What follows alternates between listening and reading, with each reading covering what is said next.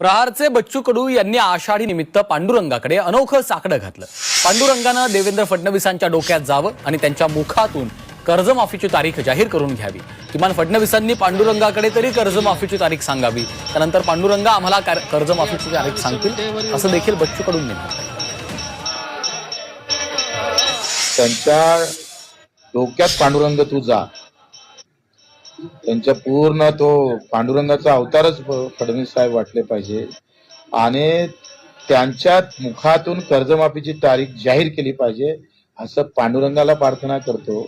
आणि पांडुरंग त्यांच्या याच्यात आल्यानंतर आमच्या फडणवीस साहेबांना ते नाही म्हटलं नाही पाहिजे, म्हणून त्यांनी कर्जमाफी निमान पांडुरंगाच्या कानात तरी सांगितली पाहिजे। पांडुरंगा, मी या शेतकऱ्याची कर्जमाफी या तारखेला करतो, मग पांडुरंग आम्हाला सांगा ना।